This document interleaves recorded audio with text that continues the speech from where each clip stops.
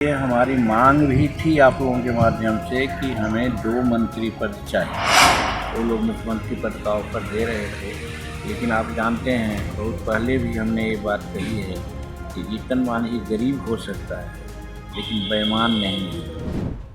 जी नमस्कार, मैं हूं विपुल कुमार और आप देख रहे हैं सूर्य विहार डिजिटल न्यूज। नई सरकार में सब कुछ ठीक ठाक नहीं चल रहा है। जदयू में बगावत है, लेकिन वो सामने नहीं है, कमरे के अंदर बगावत चल रहा है। बीजेपी में भी बहुत विरोध है, लेकिन शीर्ष नेतृत्व के आगे कोई कुछ बोल नहीं सकता है। और इधर एनडीए के जो एक और घटक दल है हम, उसके जो मुखिया हैं पूर्व मुख्यमंत्री जीतन राम मांझी, उन्होंने तो जो दावा किया है, उन्होंने जो कहा है, उससे तो खलबली मची हुई है। और तेजस्वी यादव के जो प्लान के बारे में उन्होंने एक्सपोज किया है, बताया है, वो नीतीश कुमार के लिए खतरे की घंटी है। जीतन राम मांझी ने इशारों में कहा कि मुझे 2 मंत्री पद चाहिए, एक अगर आप देंगे तो मेरे साथ अन्याय होगा, मुझे तो 2 मंत्री पद चाहिए। और राजद ने जीतन राम मांझी को सीएम पद ऑफर किया है।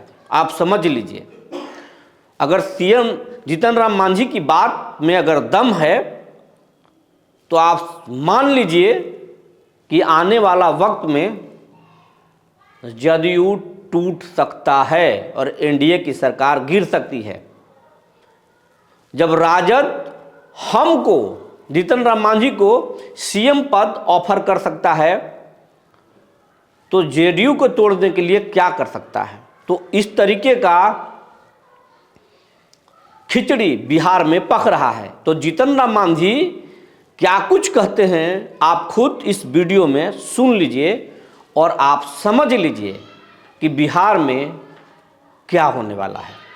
सरकार में भी और विभाग के बंटवारा में भी 44 साल से हम हैं।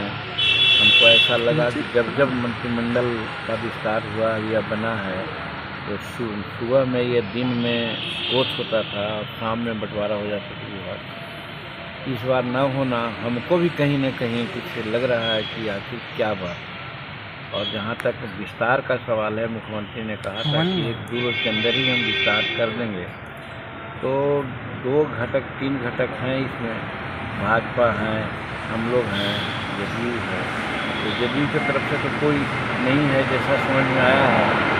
तो भाजपा से कहीं न कहीं लीड देने में विलम्ब हो रहा है। हमको मालूम हुआ कि 2 बार दोनों डिप्टी चीफ मिनिस्टर मिले हैं, मामला सॉर्ट आउट हो गया होगा और हम समझते हैं कि 5 तारीख तक विस्तार होगा और विभागों का भी बंटवारा हो जाएगा। और 5 तारीख तक यदि हो जाता है तो इसको विलम्ब नहीं कहा जाएगा।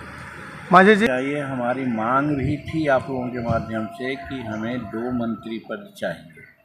और आपने देखा कि निर्दलीय मंत्री लोग हैं, उनको मंत्री पद दे दिया गया।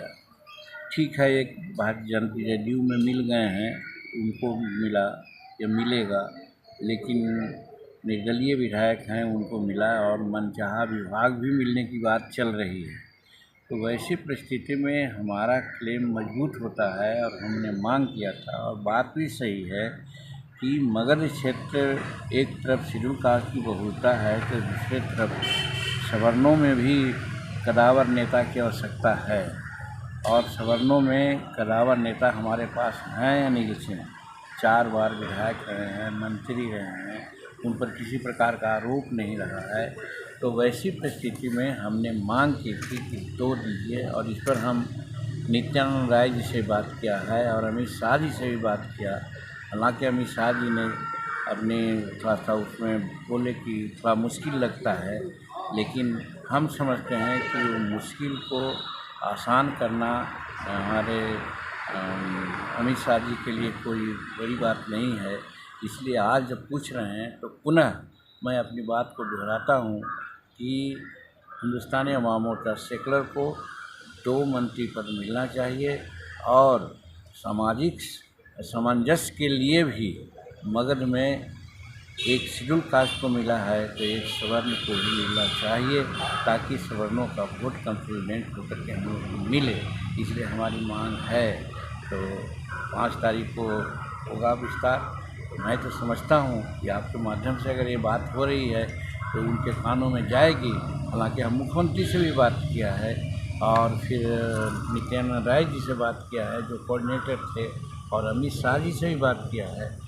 सिर्फ भाजपा के लोगों से हमारी बात नहीं हुई है, तो हम भाजपा के लोग से भी बात करना चाह रहे हैं कि आप मेजर दल हैं, तो वैसी परिस्थिति में आप भी इस बात को रखिए कि ताकि हमको 2 पद लगता जिस डिमांड्स यही है कि हमको मिलना चाहिए। अगर नहीं देते हैं तो वो इनजस्टिस होगा। वैसी परिस्थिति में हम नहीं समझते हैं कि मेरे साथ कोई इनजस्टिस होगा, और मगध में सामाजिक वातावरण को बैलेंस करने के लिए आवश्यकता है कि वहाँ 2 पद हमको मिले।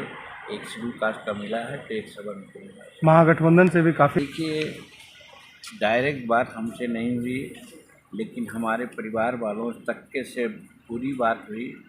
वो लोग मुख्यमंत्री पद का ऑफर दे रहे थे, लेकिन आप जानते हैं बहुत पहले भी हमने ये बात कही है कि जीतन मांझी गरीब हो सकता है लेकिन बेईमान नहीं है। आज तक आप 44 वर्ष में हम अपने पे से हम काम चलाते हैं, हमको और पैसा का कोई आमदनी या कोई बचत नहीं है। तो वैसी परिस्थिति में यदि कोई ऐसा पाल रखा हो कि जीतन मांझी को हम पैसा से या पद से तौलेगा तो उसकी मूर्खता होगी, और वो नहीं समझता है कि एक बार जब कमिटमेंट जीतन मांझी कर दिया तो उस कमिटमेंट के लिए वो अंत तक रहेगा। और आज वही है, हम एनडीए के साथ हैं, नरेंद्र मोदी जी के साथ हैं। कोई भी कुछ कहेगा, हम पद हमारे सामने कुछ नहीं।